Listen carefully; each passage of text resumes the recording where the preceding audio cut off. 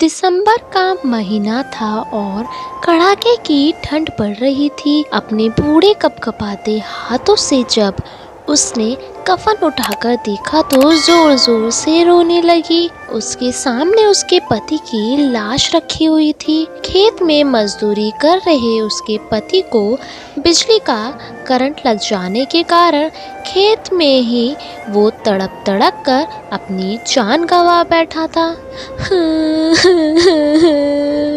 हे भगवान, ये तूने हम गरीबों के साथ कैसा अन्याय किया है। तुझे हमारी तकलीफ दिखाई नहीं देती क्या, जो तूने ऊपर से इतना बड़ा दुख भी दे दिया। अब मैं अपनी बेटी को अकेले कैसे पालूंगी। टूनी चिड़िया की एक बेटी थी जिसका नाम टुनटुनी था और सहारे के नाम पर टूनी चिड़िया के पास एक गाय थी जिसका नाम राधिका था। टूनी चिड़िया राधिका का दूध निकालकर अपना और अपनी बेटी टुनटुनी का गुजारा किया करती थी। एक दिन टूनी चिड़िया के पास साहूकार का भाई वसूली करने आया।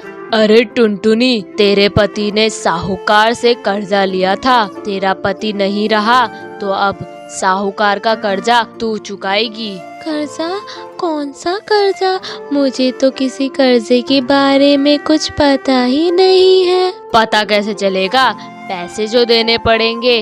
तेरे पति ने ये घर बनाने के लिए 2000 रुपए लिए थे। लेकिन मेरे पास तो इतने पैसे नहीं हैं। साहूकार जी से कहना कि थोड़े दिन और रुक जाए, मैं धीरे धीरे करके उनका कर्जा चुका दूंगी। टूनी के कहने पर साहूकार का भाई वहां से चला गया। टूनी के पास रहने के लिए एक कमरे का पक्का मकान था जिसमें वो अपनी बेटी के साथ रहती थी। धीरे धीरे एक महीना गुजर जाता है। जनवरी का महीना आ चुका था।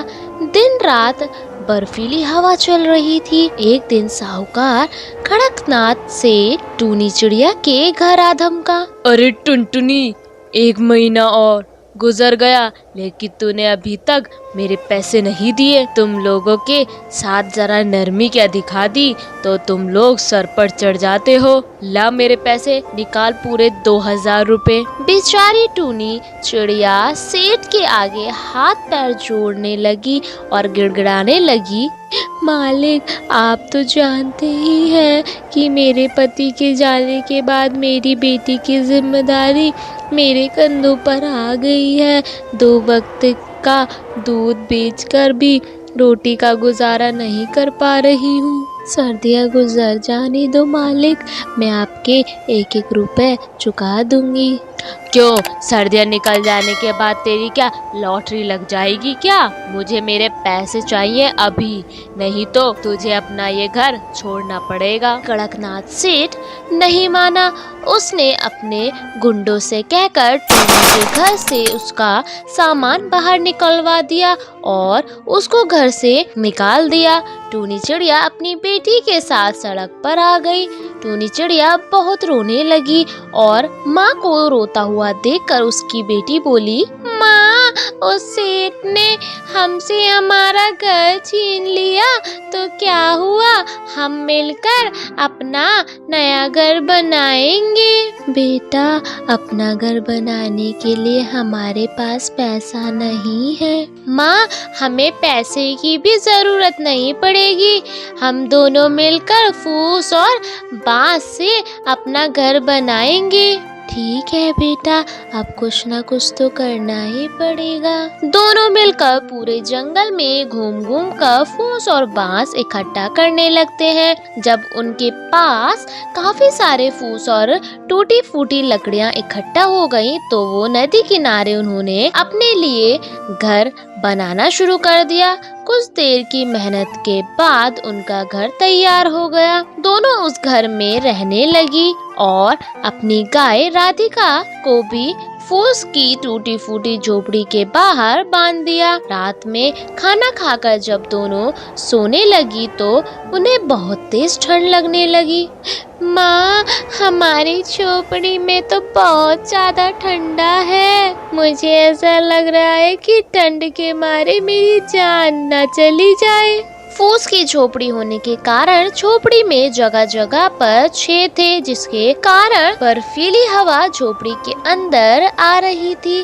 तभी टुनटुनी चिड़िया ने टूनी से कहा, माँ, बस आज रात की बात है, कल इस ठंड का कुछ न कुछ इंतजाम करेंगे। किसी तरह से दोनों रात गुजार लेते हैं।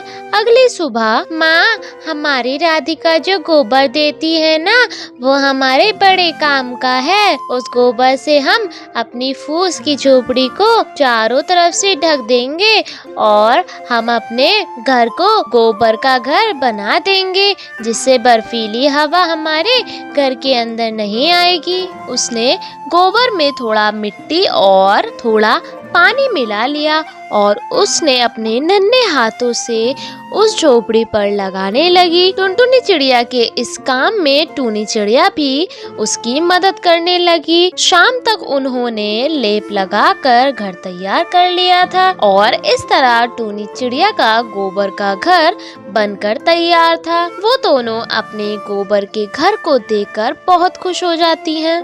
बेटा, गोबर का लेप लगाने के बाद अब हमारा घर कितना गर्म हो गया है। अब घर के अंदर ठंडी हवा भी नहीं आएगी। ये सब तेरे दिमाग का कमाल है बेटा। नहीं माँ, ये सब हमारी राधिका के कारण हो रहा है। अगर राधिका हमारे साथ नहीं होती तो गोबर का घर बनाने के बारे में मैं सोचती ही नहीं। हम राधिका के कारण ही इस घर में रह रहे हैं। हाँ बेटी, पूरे जंगल में हमारा घर सबसे अलग है। किसी ने नहीं सोचा होगा कि जिस गोबर से उपले बनाए जाते हैं उसी गोबर से हम घर भी बना सकते हैं, और वो भी बिना पैसे खर्च किए हुए। इस तरह दोनों माँ बेटी खुशी खुशी अपना जीवन उस घर में बिताने लगती हैं। तो बच्चों, कैसी लगी ये कहानी? ऐसे ही प्यारी प्यारी सुंदर सुंदर कहानियों को देखने के लिए हमारे चैनल को सब्सक्राइब करें, लाइक करें और कमेंट करना ना भूलें। बाय बाय बच्चों।